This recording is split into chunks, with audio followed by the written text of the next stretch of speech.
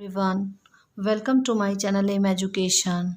Today I'll explain textual question answer chapter 2 Lost Spring and class 12th English. First question is, what is Sahib looking for in the garbage dumps? Sahib कूड़े के ढेर में से क्या ढूंढता रहता है? Where is he? वह कहाँ है? And where has he come from?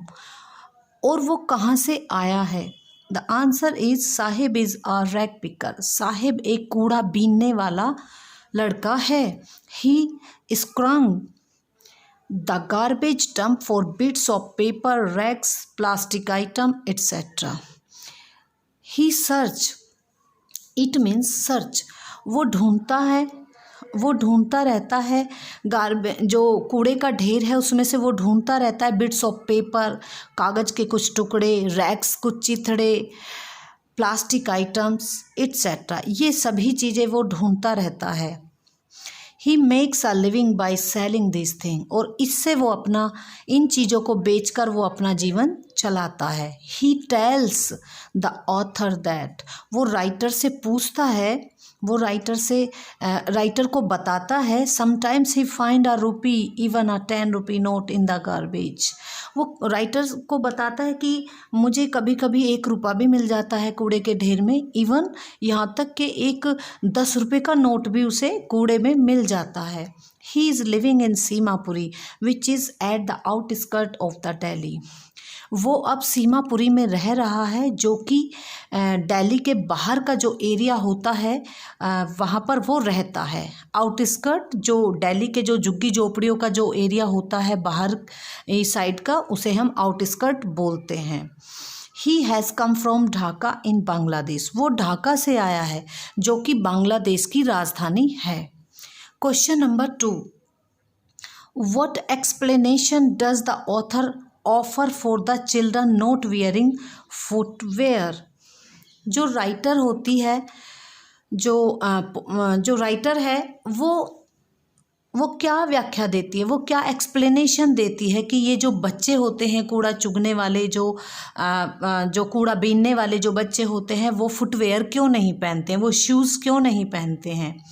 The answer is the author sees Saheb and other poor children without footwear. जो राइटर है वो हमेशा देखती है कि जो कूड़ा बीनने वाले होते हैं वो हमेशा नंगे ही पैर रहते हैं, वो कभी भी शूज़ या फिर स्लीपर्स नहीं पहनते हैं. वन एक्सप्लेनेशन दैट, एक व्याख्या वो बताती है राइटर की, it has become a tradition for them to remain barefoot. Writer एक एक्सप्लेनेशन ये देती है कि ये जो कूड़ा बीनने वाले बच्चे होते हैं इनकी ये परंपरा होती है कि ये नंगे पैर ही कूड़ा चुगते हैं. ट्रेडिशन मीन्स परंपरा. बट द ऑथर फील्स, लेकिन जो राइटर है वो महसूस करती है कि it is the only an excuse to explain away a continuous state of poverty. लेकिन जो राइटर है वो ऐसा महसूस करती है कि ये जो गरीब बच्चे होते हैं कूड़ा बीनने वाले, ये केवल इनका एक बहाना है. ये बहाना बनाते हैं अपनी गरीबी को दिखाने के लिए, ये नंगे पैर रहते हैं. राइटर ऐसा सोचती है. बिकॉज ऑफ देयर पुअर्टी, क्योंकि जो इनकी गरीबी के कारण they can not afford two by shoes. वो ऐसा दिखाते हैं क्योंकि वो अपनी गरीबी के कारण शूज़ नहीं खरीद सकते हैं. राइटर सोचती है कि ये सब एक्सक्यूज़ बनाते हैं, ऐसा कुछ भी नहीं है कि वो शूज़ नहीं खरीद सकते हैं. क्वेश्चन नंबर 3 है, is Sahib happy working at the tea stall. Explain.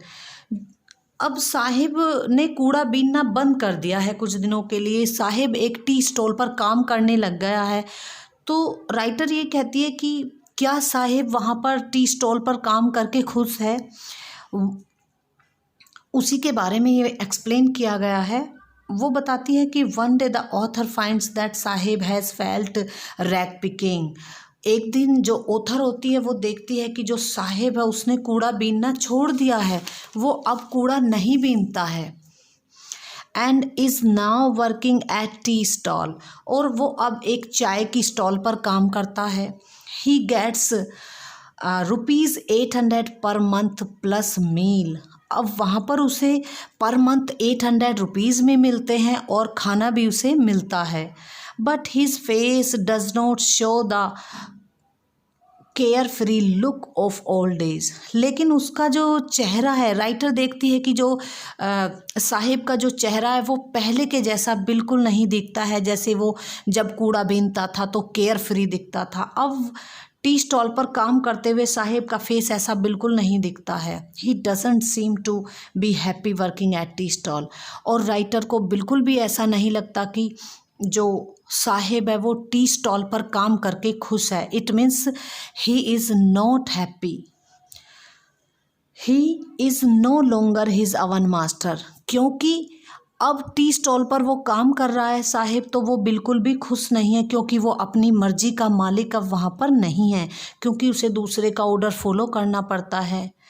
पहले वो कूड़ा बीनता था, वहाँ पर अपनी मर्जी का वो मालिक था, कहीं पे भी वो चला जाता था, कुछ भी बीनता रहता था, कोई लिमिटेशन नहीं थी, वो फ्री था। But now he is not free and he is not happy.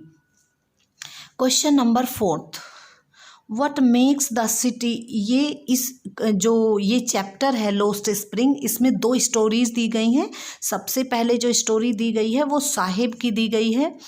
अब ये दूसरे बच्चे की स्टोरी है जो कि मुकेश नाम का एक लड़का है, उसी के बारे में ये बताया गया है। वो उनका जो परिवार है वो बैंगल इंडस्ट्री में काम करता है, लेकिन मुकेश ऐसा बिल्कुल भी नहीं करना चाहता। उसका जो एटीट्यूड है वो बिल्कुल डिफरेंट है। उसी के बारे में ये क्वेश्चंस आंसर दिए हुए हैं। तो चलिए शुरू करते हैं।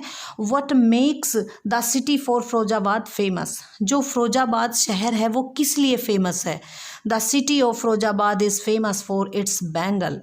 जो फिरोजाबाद जो सिटी है वो अपनी बैंगल के लिए प्रसिद्ध है, चूड़ियों के लिए प्रसिद्ध है। वहाँ की जो चूड़ियाँ होती हैं वो बहुत ही सुंदर और फेमस होती हैं। नेक्स्ट क्वेश्चन है question number 5। Mention the hertz of working in the glass bangle industry. Hertz बोलते हैं जोखिम को। जो कांच का जो उद्योग होता है, कांच उद्योग, उसमें क्या ये काम करना जोखिम होता है, बहुत खतरे का काम होता है, उसी के बारे में एक्सप्लेन किया गया है। इसमें बताया गया है कि the worker in the glass bangle industry work in dark cell without air and light. जो चूड़ियों की फैक्ट्री में, जो चूड़ियों के उद्योग में जो काम करते हैं जो वर्कर, वो एक डार्क सेल, अंधेरी कोठरी में वो काम करते हैं, जहाँ पर कि न हवा होती है न लाइट होती है। They can't bear the day light. वो इतने अंधेरे में काम करते हैं कि उन्हें जो दिन का प्रकाश है वो बिल्कुल भी सहन नहीं होता। जो डे लाइट है वो बियर नहीं कर सकते हैं, वो सहन नहीं कर सकते हैं। बियर सहन करना। They go blind before they old. वो बूढ़े होने से पहले ही वहाँ पर अंधे हो जाते हैं। The dust from polishing the glass bangle make the bangle maker blind. जो चूड़ियों पर जो पॉलिश होती है, जब वो उसे करते हैं, उसकी जो डस्ट होती है वो उनको बूढ़े होने से पहले ही वो अंधे बन जाते हैं, वो उन्हें अंधा कर देती है जो पॉलिश होती है। The working in the glass bangle industry is hazardous and unhealthy. जो ग्लास फैक्ट्री में जो काम करना होता है तो वो बहुत ही जोखिम भरा होता है और अनहेल्दी होता है, क्योंकि जो वर्कर काम करते हैं चूड़ियों की फैक्ट्री में, चूड़ियों के उद्योग में, वो अंधे हो जाते हैं और वो डे लाइट को बियर नहीं कर सकते हैं। Now the last question, how is Mukesh attitude to his situation different from that of his family. जो मुकेश नाम का जो लड़का है, उसके घर में भी सदियों से जो बैंगल हैं वो बनते आ रहे हैं, उसके दादाजी, उसके पापा, और अब मुकेश को भी फोर्स किया जा रहा है कि उसे भी बैंगल बनानी है। लेकिन मुकेश का जो एटीट्यूड है वो किस तरह से डिफरेंट है अपनी फैमिली से, इसी क्वेश्चन में यही बताया गया है। Mukesh belongs to a family of bangle maker. जो मुकेश है वो जहाँ पर चूड़ियाँ बनाई जाती हैं उस परिवार से वो संबंध रखता है। Their work is hazardous and their life is poor and miserable. उनका जो काम है वो बहुत जोखिम भरा है, बहुत ही खतरे वाला है, और उनकी जो लाइफ है बहुत गरीब है और मिजरेबल है, दयनीय है। दयनीय मीन्स बहुत बेकार, it is a very poor condition. But they have, ये हैव है यहाँ पर, but they have expected their destiny, लेकिन वो इसे भाग्य समझकर इसी काम को करते जा रहे हैं। मुकेश के जो परिवार के जो व्यक्ति हैं उसे अपना भाग्य मानकर कि हमारे भाग्य में यही लिखा है, वो बैंगल का ही काम करते जा रहे हैं। However Mukesh attitude is different, लेकिन जो मुकेश है उसका जो एटीट्यूड है वो बिल्कुल अपने परिवार से डिफरेंट है। He does not want to follow the occupation of his family, वो अपने व्यवसाय को जो उसके परिवार में होता आया है बैंगल बनाने का, वो उसे बिल्कुल भी नहीं करना चाहता है। He wants to become a motor mechanic, क्योंकि जो मुकेश है वो मोटर मैकेनिक बनना चाहता है, वो मोटर मैकेनिक बनना चाहता है।